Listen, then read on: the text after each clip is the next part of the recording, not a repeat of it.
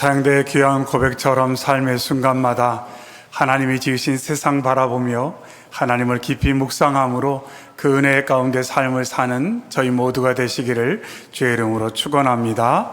아멘.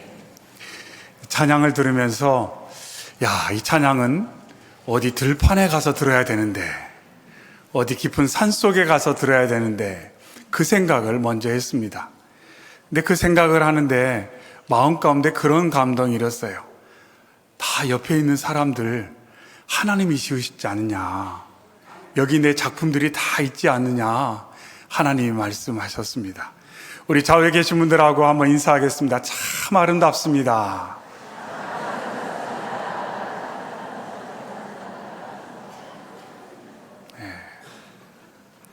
인상을 조금 펴고 인사를 하시면 좋을 것 같아요.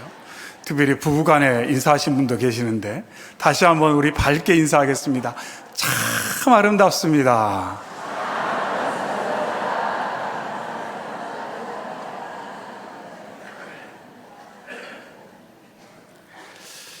결국 은혜를 받는다는 것은 하나님의 시각으로 세상을 바라보는 건데, 하나님이 지으신 천하 만물 속에서 하나님의 살아계심을 경험할 뿐만 아니라 내 곁에 있는 사람들이 하나님이 지으신 가장 아름다운 작품이라는 것을 내가 깊이 인식을 하고 그를 통해 하나님을 보고 또 그가 하나님의 작품이라는 가치를 알고 존중해주고 사랑해주고 칭찬해주고 격려해주는 것이 마땅하다는 것을 우리가 꼭 잊지 않았으면 좋겠습니다. 오늘의 말씀은 모세가 이스라엘 백성들에게 전한 고별 설교의 한 부분입니다. 이제 40년 광야 생활을 마무리하고 이제 요단강을 건너서 가나안 땅에 들어가기 직전에 이스라엘 백성들에게 전한 마지막 설교, 그 내용이 바로 신명기의 말씀입니다. 그리고 신명기 말씀 가운데 오늘 함께 읽은 이 내용이 핵심적인 내용이라 이렇게 볼 수가 있습니다. 그런데 오늘 말씀을 우리가 조금 더 자세히 살펴보면 반복되는 것이 있어요.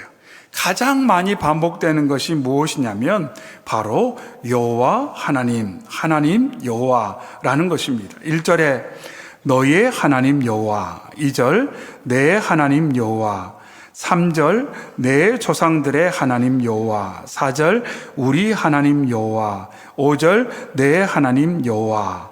이렇게 모세가 반복적으로 이스라엘 백성들에게 하나님 여호와라고 강조하며 선포하고 있습니다.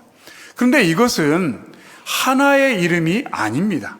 여호와 하나님이라는 우리가 일상적으로 신앙생활을 하면서 쉽게 반복적으로 고백을 하고 있지만 그것은 하나의 이름이 아니에요. 그 안에는 신앙의 고백이 담겨 있습니다. 여호와가 하나님이시다라는 고백이에요. 여호와가 하나님이시다. 우리가 예수님을 향해서도 주 예수 그리스도 이렇게 고백하는 것은 하나의 이름이 아니라 예수님이 나의 주인이시다, 예수님이 나의 그리스도, 나의 메시아다라는 고백이 담겨져 있는 그러한 호칭인 것처럼 모세도 이스라엘 백성들에게 너희들이 꼭 기억해야 될 이름이 있는데 그 이름이 뭐냐? 여호와 우리의 하나님이시다.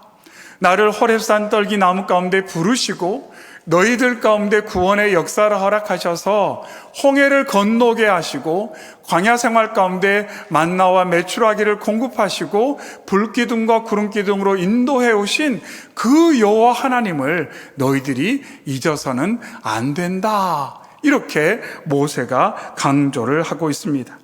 4절 말씀에 이스라엘아 들으라 우리 하나님 여호와는 오직 유일한 여호와이시니 이렇게 말합니다. 오직 유일하다. 오직 유일하다. 하나밖에 없다. 가장 절대적이고 가장 가치 있는 존재가 바로 여호와다. 이렇게 모세가 강조를 하고 있습니다.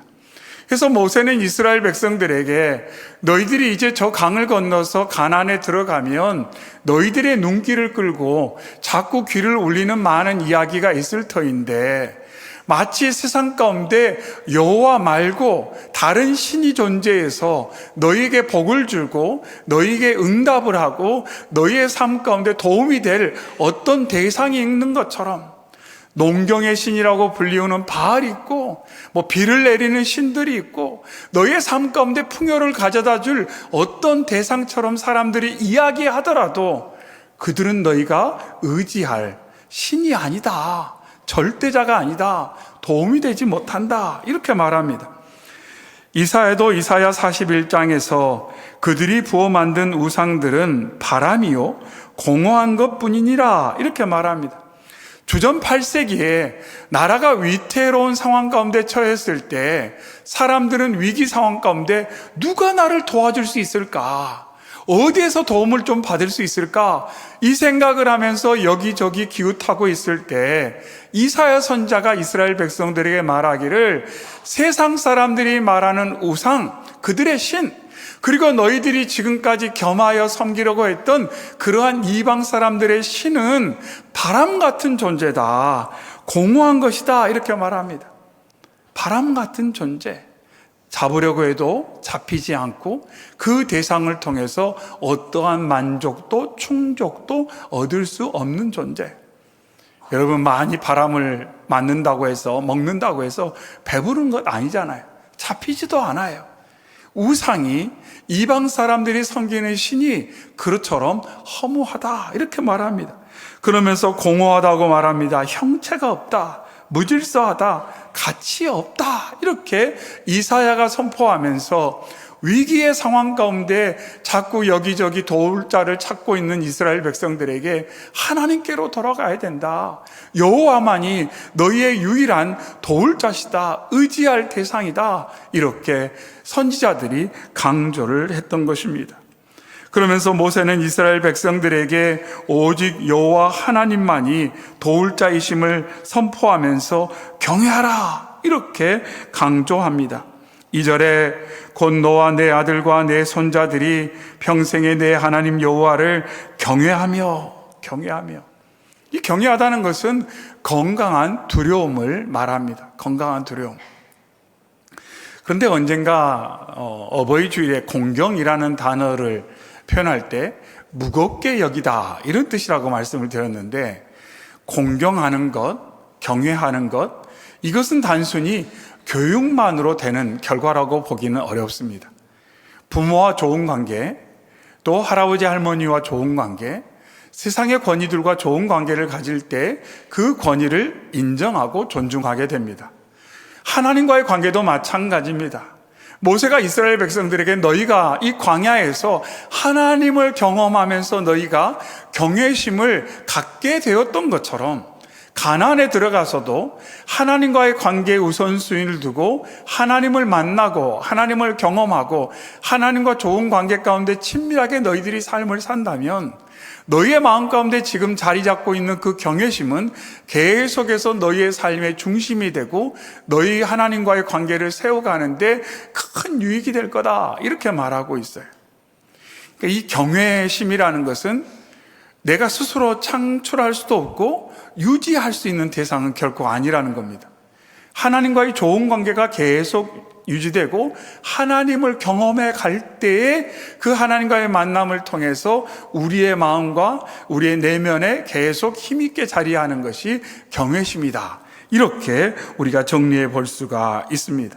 그래서 모세가 이스라엘 백성들에게 너희들이 광야에서 경험한 것처럼 하나님을 만나 그 경외심이 너희의 마음속에 가득하기를 바란다, 그렇게 살아야 된다, 이렇게 말합니다. 그러면서 경외와 함께 또한 사랑하라고 말합니다. 5절에 너는 마음을 다하고 뜻을 다하고 힘을 다하여 내 하나님 여호와를 사랑하라. 근데 사랑도 마찬가지죠. 사랑합시다 하면 막 사랑이 되는가요? 그렇지가 않아요. 그러니까 사랑은 여러 가지로 해석할 수 있는데 본문 배경으로 볼 때는 가치에 대한 반응이다, 이렇게 볼 수가 있습니다. 좀 이해가 그렇지만 1억 원짜리가 있고 100원짜리가 있어요. 여러분 뭘 더 좋아하시겠습니까? 네, 감사합니다. 네. 가치에 대한 반응이에요. 가치에 대한 반응이에요. 그 대상이 가치 있게 여겨지고 확증이 되면 마음이 가는 거예요. 그것을 사랑이다, 이렇게도 표현할 수가 있다는 겁니다. 그래서 하나님의 가치를 알게 되면 그 하나님과의 좋은 관계 가운데 경외심을 갖게 되고, 그 하나님의 살아계심과 그 하나님의 가치, 그 하나님이 얼마나 존귀한 존재인지, 위대한 존재인지 그것을 깊이 경험하면 내 마음 가운데 사랑의 마음이 가득 채워지게 된다, 유발된다, 이렇게도 충분히 볼 수가 있습니다. 그러면서 마음과 뜻과 힘을 다해서 전인적으로 사랑해라, 모든 것을 가지고 사랑해라. 결코 형식적이거나 척하는 모습으로 그렇게 이방인들이 종교 생활하는 것처럼 하나님을 사랑하는 척해서는 안 된다. 그것은 진정한 가치와 관계의 결과일 수 없다. 이렇게 모세가 조금 더 설명을 해주고 있습니다. 그러면서 오늘 본문 말씀 가운데는 사랑하는 방법이 몇 가지 나타나 있어요. 하나님의 가치를 알고 하나님을 사랑하게 되면 그 사랑을 통해서 어떠한 현상, 어떤 결과, 어떤 방법들이 나타나게 되는지. 3절에 이스라엘아 듣고 삼가 그것을 행하라. 4절 이스라엘아 들으라. 이렇게 말하고 있습니다. 결국 이 사랑의 관계 가운데, 가치의 관계 가운데 이제 계속해서 듣는, 조금 다르게 표현해서 소통하는 일이 일어난다, 이렇게 말합니다. 소통하는 일이 일어난다. 어제 오후에 청년들하고 한 2시간 넘게 티 콘서트라고 해서 나눔을 가졌어요. 한 30명 넘은 청년들하고. 근데 그 주중 중에 하나가 뭐냐면 소통이었어요. 어떻게 하나님과 소통할 건가? 어떻게 나와 소통할 건가? 너와 소통할 건가?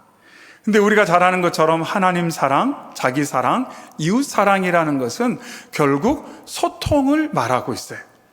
하나님을 사랑한다는 것은 하나님과 깊이 소통하는 거예요. 나를 사랑한다는 것은 내가 내 자신과 깊이 소통하는 거예요. 너를 사랑한다는 것은 너와 잘 소통하는 것을 말하고 있습니다.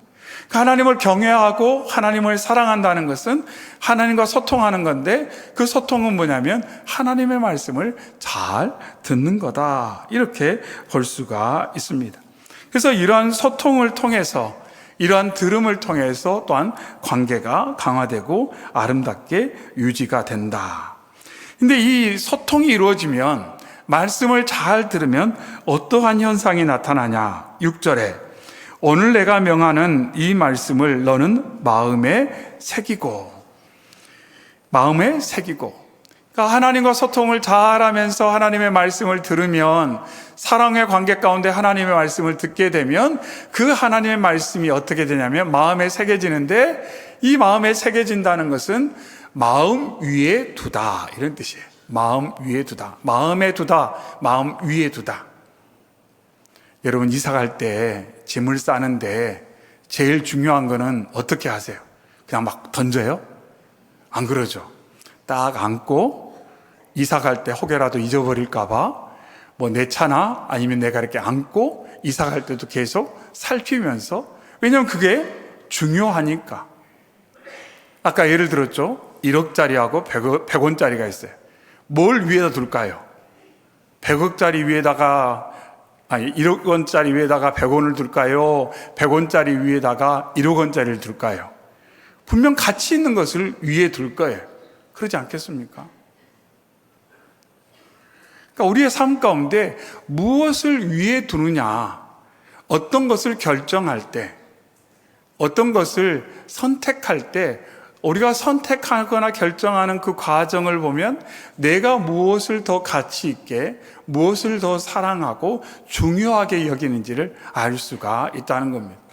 우선시하는 것, 그것이 가치 있고 중요한 것이기 때문에 그것이 위에 있는데, 오늘 말씀을 보니까 하나님을 알고 하나님을 사랑하고 경외하는 사람은 그 말씀을 듣고 그 말씀을 마음 위에 두는 사람.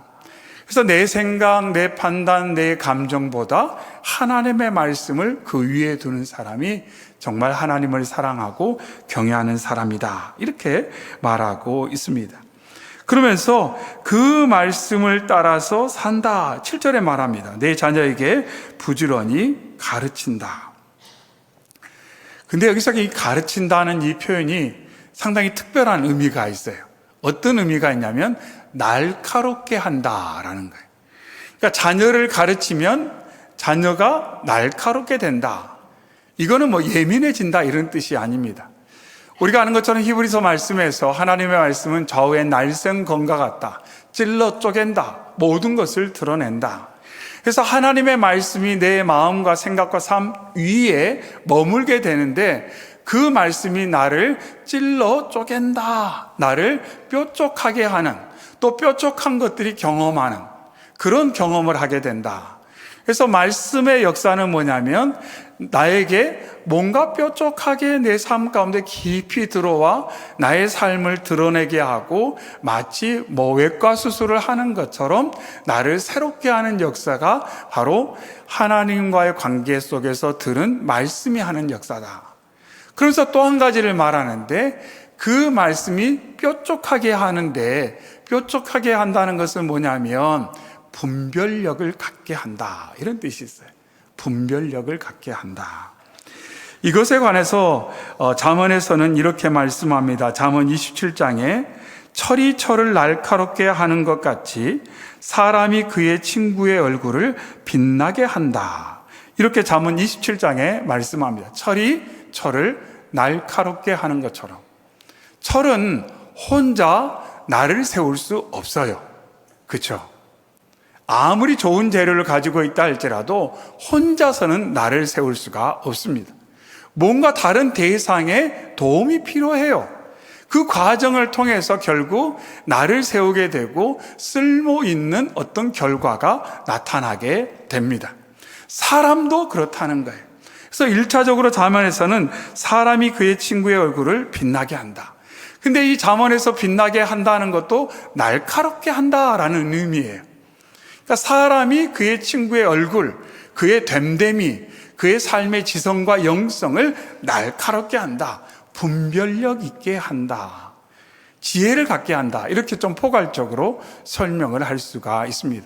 그래서 하나님의 말씀이 우리의 삶 가운데 역사하면 우리의 마음에 영성이든지 지성이든지 나를 세우게 되고 그 날이 세워진 것으로 우리가 분별력 있게 세상의 모든 것들을 세상의 이야기에 끌려서 판단이 주도되는 것이 아니라 말씀에 의해서 분별력 갖고 하나님이 기뻐하시는 판단과 결정을 내리게 된다. 이렇게 말하고 있습니다. 다시 한번 정리를 하면 모세가 이스라엘 백성들에게 너희들이 있어서는 안 된다. 여호와가 하나님이셔. 그 하나님의 가치와 그 존재를 너희가 안다면 경외하고 사랑하게 될 터인데 경외하고 사랑할 때 그 말씀에 귀를 기울이게 되고 그 말씀이 너희의 마음 위에 항상 존재하며 그 마음은 너희를 때로는 찌르기도 하고 그 말씀이 너희를 날카롭게 해서 분별력을 갖고 삶을 살아가도록 도와줄 거다. 이렇게 모세가 설명을 하고 있습니다. 그러면서 7절부터의 말씀에는 이 말씀을 강론해라. 기호로 삼고 표로 삼고 기록해라. 이렇게 말하고 있습니다. 이건 뭐냐면 결국 밀착되어야 된다는 겁니다. 하나님과의 밀착, 소통의 밀착, 그리고 말씀과의 밀착이 필요하다라고 말씀하고 있어요. 주님의 말씀이 그러니까 결국 우리가 하나님을 볼 수 없잖아요. 하나님을 볼 수 없어요. 우리의 육의 눈으로는 물론 보여주시는 경우도 있지만 그러나 하나님은 영이시기 때문에 일단 육의 눈으로서 볼 수 있는 가시적 대상은 아닙니다. 그러면 어떻게 하나님과 만나는가? 어떻게 우리가 하나님을 경험하는가? 듣는 거예요. 들음으로써 하나님은 말씀이시기 때문에 말씀하시기 때문에 그래서 기록된 말씀, 선포된 말씀, 육신을 입고 이 땅에 오신 말씀이신 예수님께 귀를 기울일 때 그 말씀이 우리의 삶 가운데 이렇게 밀착되어지면 우리의 삶에 놀라운 일이 일어날 거다. 이렇게 모세가 설명을 해주고 있습니다. 그러면서 격려하며 이렇게 말합니다. 3절에 그리하면 내가 복을 받고 내 조상들의 하나님 여호와께서 내게 허락하심 같이 적과 꿀이 흐르는 땅에서 내가 크게 번성하리라. 이렇게 말합니다. 복을 받고 잘 될 거다. 잘 될 거다. 그러니까 결국 모세가 이스라엘 백성들에게 전한 이 내용의 핵심적인 내용은 뭐냐면 하나님이 너를 잘 되게 하시고자 하는 거야. 하나님은 너가 너무 잘 되기를 바래.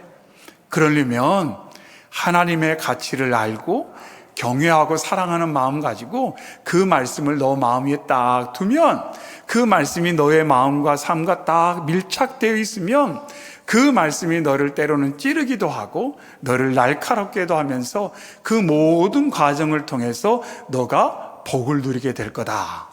이렇게 말씀하고 있습니다. 그래서 정말로 어떻게 보면 오늘 말씀에는 이 신명기에 담겨져 있는 말씀이 요약된 내용이라고 볼 수가 있어요. 신명기 말씀을 쭉 다 보면 했던 말씀이 좀 반복되는 느낌이 있습니다. 반복되는 느낌이 있어요. 저 어렸을 때 모교회가 집에서 걸어서 15분 거리였는데, 그 모교회에서 할아버지 집이 채 200m 안 떨어져 있었어요. 그러니까 한 5분이면 가는 거예요, 할아버지 집이. 그러니까 예배 마치면 종종 할아버지 가서 인사드리고, 근데 할아버지는 늘 뵐 때마다 그랬어요. 착하게 살아야 된다. 착하게 살아야 된다. 그러시면서 하시는 말씀, 술, 담배 하지 말고. 술, 담배 하지 말고. 그래서 몇 가지 말씀하셨는데 늘 똑같은 말씀이에요. 늘 똑같은 말씀. 왜 그렇게 반복적으로 말씀하셨을까요? 그것이 가치 있다고 생각했기 때문에, 그것이 중요하다고 생각하셨기 때문에. 우리 손주가 그러한 삶을 살면서 하나님의 사랑 가운데, 하나님의 복 가운데 살기를 바라시는 마음. 언젠가 아버님이 그러시더라고요. 교회 사료를 정리하다가 저희 친할아버지도 저희 모교에서 세례를 받았다는 자료가 있더래요. 그러니까 할아버지도 아버지도 저도 광주제일교회에서 세례를 받았어요. 그 이야기를 들으니까 얼마나 감사한지 그랬어요.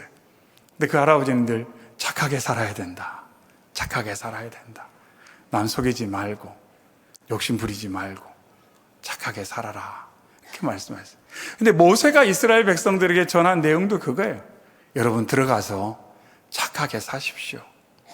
세상에 그거 바라보면서 욕심 부리지 말고 먼저 하나님께 집중을 하십시오. 그러면 하나님께서 여러분과 딱 붙어있는 과정 가운데 여러분이 이 광야에서 누렸던 것, 그리고 그 이상으로 하나님이 공급하시는 것을 여러분들이 누리며 매일의 삶 가운데 힘을 얻어서 정말로 복된 삶을 살아가게 될 겁니다. 이렇게 이야기를 하고 있어요. 다른 길은 없습니다. 다른 방법도 없다고 말하고 있습니다. 오늘 본문 앞에 33절에도 동일하게 말합니다. 너희 하나님 여호와께서 너희에게 명령하신 모든 도를 행하라. 그리하면 너희가 살 것이요 복이 너희에게 있을 것이며 너희가 차지한 땅에서 너희의 날이 길리라. 이렇게 말합니다. 모세가 말합니다. 그러면 사는 거야. 그러면 사는 거야. 가끔 너무 힘들어서 그런 말씀 하시는 분들 있죠. 아이고, 사는 게 아니야. 사는 게 아니야. 옛날 참 힘들 때 어르신들이 그런 말씀 하셨던 것 같아요. 사는 게 아니야. 모두 다 공감하시죠? 그 말의 의미가 무엇인지. 아마 때때로 우리도 삶 가운데 지치고 힘들면 그런 고백이 여기까지 나올 때도 있을지 몰라요.